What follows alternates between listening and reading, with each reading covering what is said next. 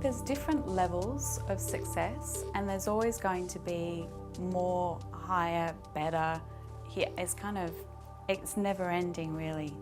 I think all creative people would find it difficult to separate work and life, because there's always that thing that needs to be figured out in the back of my head. So it's sort of, I see all these goals about being successful and being happy all much the same thing, and it's not like once I've got this thing done then I'll be successful and happy. It's just an ongoing, evolving journey. If I can maintain a lifestyle working on the sort of work I'd like to work on, and occasionally having the freedom to work on new projects, then that's successful for me.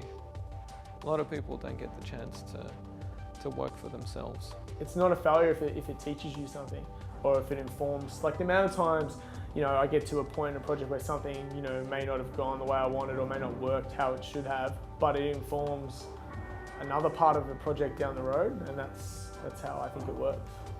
I mean, that's what sketching or model making is essentially. It's a number of failures in a book that no one has to see, but it's really important to get those out, and yeah, that's how you come up with ideas. Things change, materials change, interiors are getting smaller or using more sustainable materials, and things constantly need to evolve, and as long as my products are evolving and heading in the right direction where I think product design should go from all these different facets, that's success to me, as long as it's heading in the right direction and better than the one that came before it. For me at the moment, I am being successful by enjoying my life in a balanced, rounded way, but essentially being able to spend my days doing what I love, and a big part of that is making work. Pushing myself and designing products that I'm proud of and don't sort of want to look back on in 10 years and squirm. I think to have a piece like purchased by a museum, I think that would be amazing. I think sometimes just getting something out onto the paper into a form that you can appreciate and use is success. I guess when I was young, I really wanted to establish my reputation as a designer. So therefore, I really pushed myself. And also, I sort of dreamed about become a designer who doesn't need to worry about money.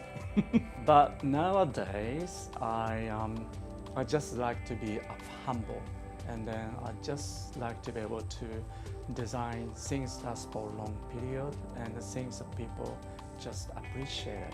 To receive an email, more than anything, of someone who has purchased my product and they've looked me up and said, hey, we really love your product, that for me is incredibly rewarding. I really enjoy that. I think that's the nicest thing. But life is always bringing you some surprise, so I'm still sort of hoping maybe one day some of the European companies say, tap my shoulder.